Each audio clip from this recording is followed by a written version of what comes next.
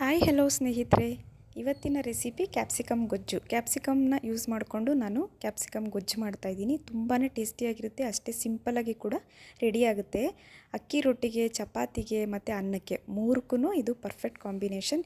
ಹೇಗೆ ಮಾಡೋದು ಅಂತ ನೋಡೋಣ. 1 ಸ್ಪೂನಷ್ಟು ಬಿಳಿ ಎಳ್ಳನ್ನು ತೊಗೊಂಡಿದ್ದೀನಿ. ಸ್ವಲ್ಪ ಕಡಲೆಕಾಯಿ ಬೀಜ ತೊಗೊಂಡು ಸಿಮ್ಮಲ್ಲಿ ಇಟ್ಕೊಂಡು ಡ್ರೈ ರೋಸ್ಟ್ ಮಾಡ್ಕೊಳ್ಳೋಣ.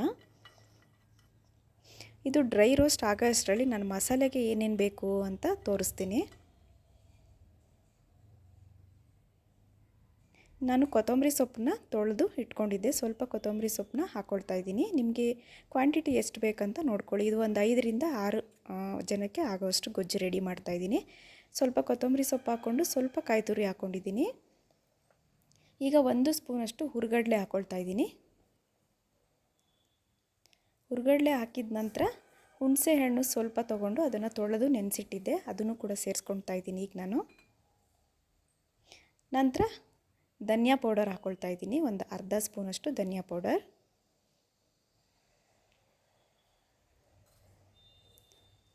ಈಗ ಚಿಲ್ಲಿ ಪೌಡರ್ ಅರ್ಧ ಸ್ಪೂನಷ್ಟು ಚಿಲ್ಲಿ ಪೌಡರ್ ಹಾಕ್ಕೊಂಡಿದ್ದೀನಿ. ಖಾರಕ್ಕೆ ಎಷ್ಟು ಬೇಕಷ್ಟು ನೋಡಿಕೊಂಡು ಹಾಕ್ಕೊಳ್ಳಿ. ಒಂದು ಚಿಟಿಕೆಯಷ್ಟು ಟರ್ಮರಿಕ್ ಸೇರಿಸ್ಕೊಂಡಿದ್ದೀನಿ. ಇಷ್ಟೆಲ್ಲ ಹಾಕಿದ ನಂತರ ಡ್ರೈ ರೋಸ್ಟ್ ಆಗಿ ತಣ್ಣಗಾಗಿದೆ. ಈಗ ಕಡಲೆಕಾಯಿ ಬೀಜ ಹಾಗೂ ಬಿಳಿ ಎಳ್ಳನ್ನು ಸೇರಿಸ್ಕೊಂಡು ಸ್ವಲ್ಪ ನೀರು ಹಾಕ್ಕೊಂಡು ರುಬ್ಕೊಳ್ಳೋಣ.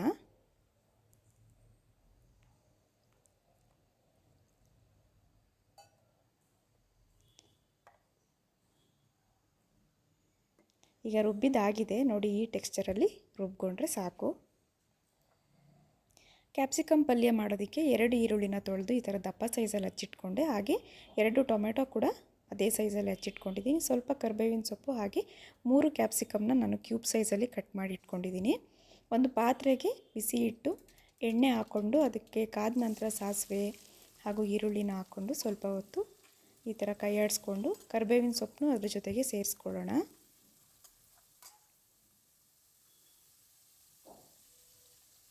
ಸ್ವಲ್ಪ ಹೊತ್ತು ಒಂದು ನಿಮಿಷ ಆಯಿಲಲ್ಲೇ ಈ ಥರ ರೋಸ್ಟ್ ಮಾಡ್ಕೋಬೇಕು ಈರುಳ್ಳಿನ.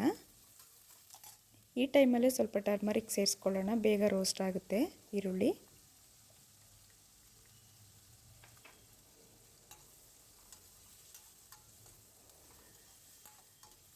ನೀವು ಟ್ರೈ ಮಾಡಿಲ್ಲ ಅಂದರೆ ಈ ರೆಸಿಪಿನ ಟ್ರೈ ಮಾಡಿ, ತುಂಬಾ ಟೇಸ್ಟಿಯಾಗಿರುತ್ತೆ.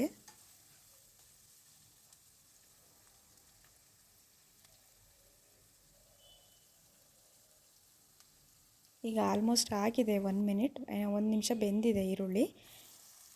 ನಂತರ ಟೊಮೆಟೊ ಹಾಕ್ಕೊಳ್ತಾ ಇದ್ದೀನಿ. ಟೊಮೆಟೊ ಹಾಕ್ಕೊಂಡು ಒಂದ್ಸರಿ ಮಿಕ್ಸ್ ಮಾಡ್ಕೊಳ್ಳಿ.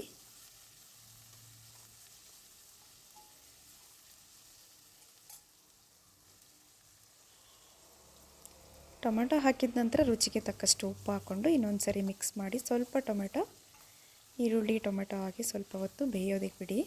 ಒಂದು 2 ಮಿನಿಟ್ಸ್ ಬೆಂದರೆ ಸಾಕು.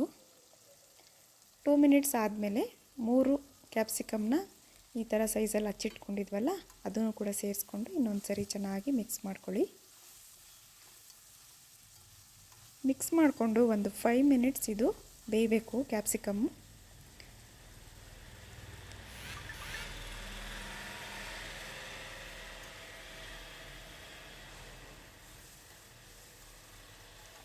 ಈಗ ಆಗಿದೆ. ಸ್ವಲ್ಪ ಹೊತ್ತು ಈರುಳ್ಳಿ ಮತ್ತು ಟೊಮೆಟೊ ಜೊತೆ ಕ್ಯಾಪ್ಸಿಕಮ್ನ ಬೇಯೋದಕ್ಕೆ ಇಟ್ಟಿದ್ದೆ, ಅರ್ಧ ಬೆಂದಿದೆ. ನಾವು ಮಸಾಲೆ ರುಬ್ಬಿಟ್ಕೊಂಡಿದ್ವಲ್ಲ ಅದನ್ನು ಈ ಟೈಮಲ್ಲೇ ಸೇರಿಸ್ಕೊಳ್ಳೋಣ.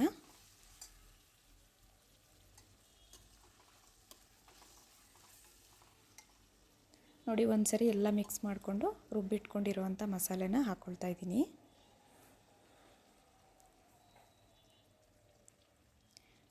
ಮಸಾಲೆ ಹಾಕಿದ ನಂತರ ಮಿಕ್ಸ್ ಮಾಡಿ ನಿಮಗೆ ಎಷ್ಟು ಬೇಕಷ್ಟು ನೋಡಿಕೊಂಡು ಕನ್ಸಿಸ್ಟೆನ್ಸಿ ತಕ್ಕನಾಗಿ ನೀರನ್ನ ಆ್ಯಡ್ ಮಾಡ್ಕೊಳ್ಳಿ. ನಿಮಗೆ ಗಟ್ಟಿಯಾಗೇ ಬೇಕಂದರೆ ಸ್ವಲ್ಪನೇ ನೀರು ಹಾಕ್ಕೊಳ್ಳಿ. ಸ್ವಲ್ಪ ಮೀಡಿಯಮ್ ಕನ್ಸಿಸ್ಟೆನ್ಸಿ ಬೇಕಂತಂದರೆ ನೋಡಿಕೊಂಡು ಎಷ್ಟು ಬೇಕಷ್ಟು ನೀರನ್ನ ಆ್ಯಡ್ ಮಾಡಿ ಮಿಕ್ಸ್ ಮಾಡಿ ಒಂದು ಕುದಿ ಬರೋದಕ್ಕೆ ಬಿಡಿ.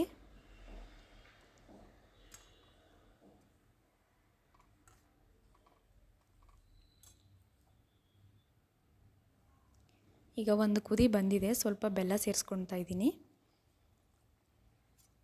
ಬೆಲ್ಲ ಬೇಕಂದರೆ ಹಾಕ್ಕೊಳ್ಳಿ, ಇಲ್ಲಾಂದರೆ ಸ್ಕಿಪ್ ಕೂಡ ಮಾಡಬಹುದು. ಬೆಲ್ಲ ಹಾಕಿದ ನಂತರ ಇನ್ನೊಂದು ಕುದಿ ಬಂದರೆ ಅದು ಆಯಿಲ್ ಬಿಡುತ್ತೆ. ಆಯಿಲ್ ಬಿಟ್ಟಾಗ ಇದು ಆಗಿದೆ. ಈಗ ನೋಡಿ ಆಲ್ಮೋಸ್ಟ್ ಆಗಿದೆ, ಕುದೀತಾ ಇದೆ. ನೋಡಿದ್ರಲ್ಲ ಎಷ್ಟು ಸಿಂಪಲ್ಲಾಗಿ ಕ್ಯಾಪ್ಸಿಕಮ್ ಗೊಜ್ಜು ರೆಡಿ ಆಯಿತು ಅಂತ.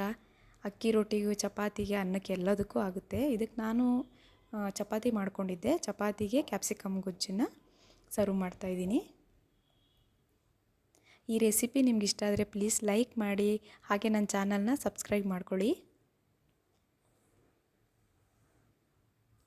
ನೋಡಿ ಫೈನಲ್ಲಾಗಿ ಯಾವ ರೀತಿ ರೆಡಿಯಾಗಿದೆ ಅಂತ ಕ್ಯಾಪ್ಸಿಕಮ್ ಗೊಜ್ಜನ್ನ. ನೀವು ಕೂಡ ಟ್ರೈ ಮಾಡಿಲ್ಲ ಅಂತಂದರೆ ಒಮ್ಮೆ ಟ್ರೈ ಮಾಡಿ, ತುಂಬಾ ಚೆನ್ನಾಗಿರುತ್ತೆ. ಮತ್ತೆ ಸಿಗ್ತೀನಿ ಮುಂದಿನ ರೆಸಿಪಿಯೊಂದಿಗೆ. ಅಲ್ಲಿವರೆಗೂ take care, bye. Thank you for watching.